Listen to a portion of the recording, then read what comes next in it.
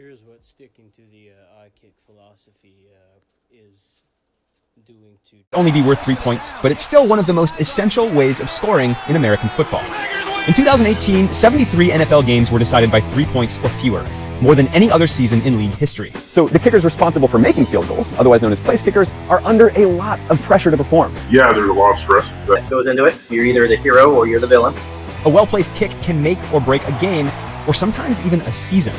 And the longer a kicker's range, the greater the strategic threat they pose.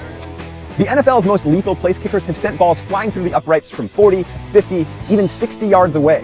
In 2013, Matt Prater kicked the longest field goal in NFL history when he hit one from 64 yards. Now look, a 64-yard field goal is already a tremendous feat of athleticism. But coaches, players, and sports scientists all agree that it's only a matter of time until someone kicks one even farther, potentially a lot farther.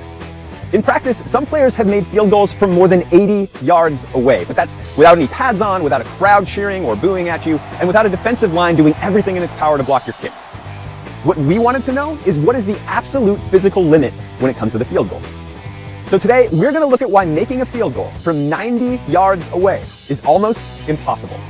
To find out what it takes, I talked with one of the best place kickers on earth. I equate it to golf or to baseball. If things aren't lined up, it doesn't matter how strong you are. It's not going to be as good of a kick. Took a crack at hitting a 25-yarder myself. Come on! And discussed the elements of a perfect place kick with a biomechanist. We need the ball to launch with a high velocity at the right angle and be accurate. Harrison Butker has mastered all of those elements.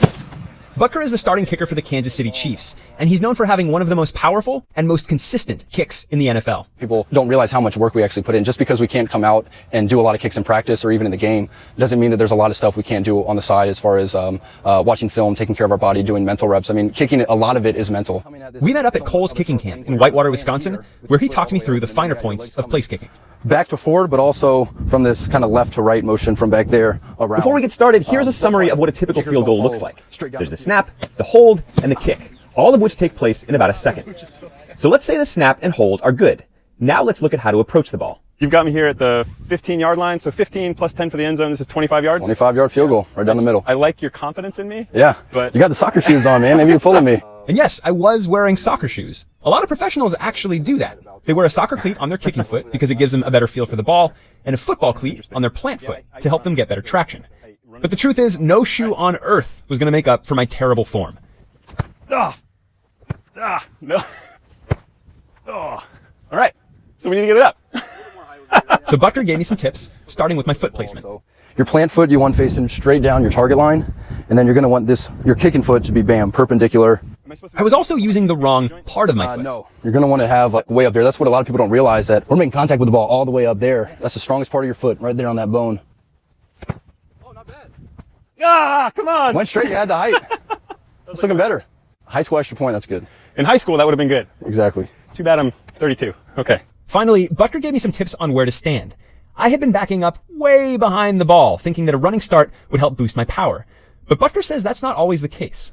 Well, the most important thing is your contact. So even if you're sprinting up to the ball, if your contact isn't perfect, then it doesn't matter how much momentum you had, because the farther away I get, the more opportunity I have to mess up or, just being consistent. Really, as long as that last step's good and you get good contact, that's the most important thing. But also, in a game, you have 1.3 seconds from standing still to making contact with the ball. So if you're super far away, it's going to get blocked, right. So you kind of have to be closer as well. Hey! Nice. All right. Look at that. That was our last ball. Last ball, we're out. That was great. Okay, so I literally just kind of put together all of the tips that you gave me in the last second there. I wasn't Next, so far away. it was Butker's turn. Why don't you show me how this is done? Here. Now, it's the off season for Butker, so he wasn't about to blow his leg out showing me up. Still, he made it look effortless. We do it every night. Every night. I live alone, but I still do it every night. Right after dinner. Definitely after meatloaf. Like clockwork. Do it. Run your dishwasher with Cascade Platinum and save water. Did you know an Energy Star certified dishwasher uses less than 4 gallons per cycle, while a running sink uses that every 2 minutes? That means even small loads can save water. So why not do it? Run your dishwasher every night with Cascade Platinum. Not the greatest, but it went through. And once he had warmed up, he made it look just as easy from 50 yards. Which makes sense. He's one of the best kickers on the planet. But why is Butker so good? To find out, I talked to biomechanist Chase Pfeiffer. He stops there at the ball and rotates around, so he's using his plant leg to whip his kicking leg around. In 2015, Pfeiffer developed an advanced motion tracking system to help deconstruct the flight of a field goal. This helped him determine optimum foot speeds, impact locations, and launch angle. Now, there are 3 things that really set Pfeiffer's research apart. Number 1, helped him determine optimum foot speeds, impact locations, and launch angle. Now, there are 3 things that really set Pfeiffer's research apart. Number 1, most studies on kicking have focused on soccer, not American football. Number 2, most of those studies were performed using 2-dimensional analyses. Pfeiffer's analyses were done in 3 dimensions, which gave him a lot more insight into the dynamics of players' kicks. And number 3, in addition to studying the form of elite place kickers, he also built this. It's a field goal bot. And unlike a human kicker, it can kick a football the exact same way every single time. Humans are unpredictable and inconsistent. And a mechanical robot, same thing every time. By cross-referencing his player data with his robot data, Pfeiffer was able to analyze how things like foot placement, foot velocity, and overall coordination affect the quality of a given kick. The most important variable of all? Impact location. Where a player's foot makes contact with the ball. His research shows that the key to a monstrous field goal boils down to 2 things. How much force you can deliver to the ball, and where you deliver that force. Pfeiffer says that when an elite place kicker's foot makes contact, it's usually traveling between 42 and 49 miles per hour, and that can deliver more than 3,000 newtons of force to the ball. The faster your foot moves, the faster the ball leaves the ground, and the farther it travels. Now, the ideal launch angle for distance for a projectile, as any freshman physics student will tell you, is 45 degrees. But when you account for drag, Pfeiffer says the ideal launch angle for a football, toppling end over end, is actually closer to 43 degrees. And to kick the ball at that precise angle, you need to kick it right here, about 2.5 inches off the ground or a quarter of the way up the ball. Kicking the ball on this sweet spot helps achieve the ideal launch angle while minimizing the foot velocity required to maximize distance.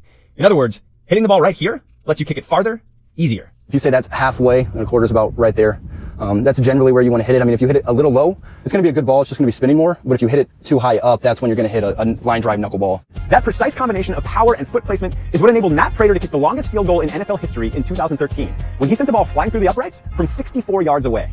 Now here's the thing. Place kickers have actually been kicking about that far for almost half a century. In 1970, New Orleans Saints kicker Tom Dempsey blasted a 63-yard game-winning field goal against the Detroit Lions. His record stood for over 40 years. And there are a few things that make Dempsey's record remarkable. For one, he was born without any toes on his kicking foot and was outfitted with this custom shoe. While it's unclear if that gave him an unfair advantage, the NFL eventually created a rule that standardized kicking cleats. The other thing that's incredible about Dempsey's record is that since he set it, despite improvements in equipment and training, almost nobody has been able to outdo him, at least not during a game. And of the players who have come close, most of them were kicking at Mile High Stadium in Denver, Colorado, where balls fly farther through the thin air. Dempsey, on the other hand, set his record at Tulane Stadium in New Orleans, just a few feet above sea level, the ball farther during a game. But one thing kickers New Orleans, just a few feet above sea level. Since then, nobody but Prater has managed to kick the ball farther during a game. But one thing kickers have improved over the years, their accuracy. For as long as the NFL has been keeping records on field goals, place kickers have been hitting their marks more and more consistently, from every distance. Today's NFL kickers are as successful from 50 yards as 1970s kickers were from 30. And a lot of their accuracy has to do with how they kick. Prior to the 1970s, most place kickers would run at the ball head on and kick it with the tips of their shoes. It's called a toe kick, and while it can be powerful, it is also notoriously inaccurate. But starting in the late 60s, players began making contact with the ball high up on the instep of their kicking foot, the way a soccer player would. You have a lower launch, but you have a much more consistent impact with that larger area. So the end result there being increased accuracy. By the mid-1970s, most place kickers had begun to favor the soccer kick over the toe kick. And today, nobody kicks with their toe, at least not in the NFL. And that's because when it comes to place kicking at the professional level, accuracy matters more than power. Guys in the NFL don't necessarily have the strongest legs. There's a lot of guys in college that have these massive legs that might not make it in the NFL because they don't have the accuracy.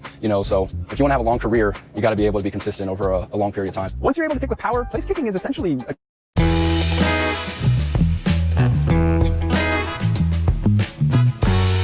a geometry problem. The angle of your kick needs to be steep enough to clear the line of defenders trying to block your kick, and it needs to be straight enough to avoid flying too far left or right of the goalposts. And the farther from the field goal you get, the smaller your margin of error becomes. A 20-yard field goal has to stay within a 17.5-degree window to count. But from 60 yards, that window shrinks to just under 6 degrees. Say you're hitting a 60-yard field goal. If that thing's slowly killing to the right, you might miss that, but if it was an extra point, that would be good. If that was a 40-yarder, that would have been good.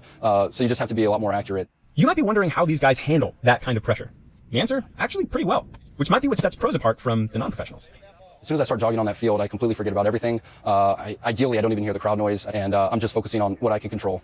And there's research showing that the key to success at that level is to replicate game time pressure during practice, even if it's just in your head. What I like to do in practice is I say, okay, I have 3 or 4 balls I'm going to hit from these spots. I run on. I mentally almost try to envision that there's a crowd there. I try to put some pressure on it, and then also quality over quantity.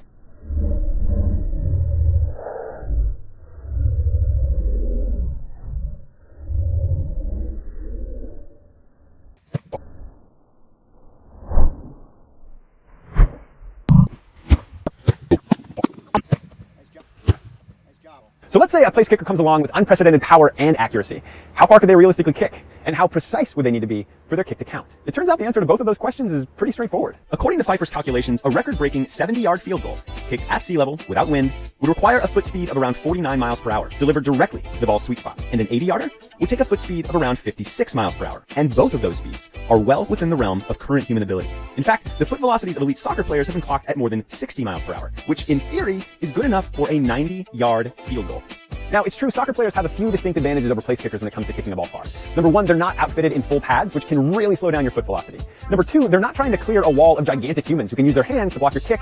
And number three, unless they're kicking, say, a penalty kick, they're typically not performing in the same sorts of high-stakes, all-or-nothing scenarios that place kickers are. And yet, place kickers are definitely capable of record-shattering distances today. Check out this footage of Butker blasting a 90-yard, 4.4-second hang time kickoff. But of course, kickoffs don't need to be as accurate. So then the challenge becomes placing that kind of kick between the uprights while under the pressure and constraints typical of a field goal. Remember how the margin for error shrinks the further away you get? Well, from 90 yards, the window of your lateral angle shrinks to just 3.9 degrees. Is it improbable? Yes. Impractical? Absolutely. In fact, it's hard to even conceive of a game time scenario in which any coach would even think to attempt a field goal from more than 70 yards away instead of going for, say, a Hail Mary. Not that it hasn't happened. In 2008, while playing for the Oakland Raiders, kicker Sebastian Janikowski was called on to attempt a field goal from 76 yards, the farthest attempt in NFL history. We couldn't actually afford to pay the NFL for the footage of that kick, but just take our word for it. It came up short. The point is, all of the factors are there for somebody to come along and kick a precedent-shattering field goal. I would not be surprised if at some point in my day I saw somebody kick a upper 80s, maybe even 90. I think they could do 85. I mean, guys are doing up to 90-yard kickoffs, so why couldn't you do an 85-yard field goal, you know? Yeah. I definitely think 85 you could do. If you had a really stiff back wind, it was a sunny, warm day, you had a nice ball, you had tall grass, I mean, everything was perfect, I think 85 you could do. But until all those things line up, remember that what players like Harrison Butker are doing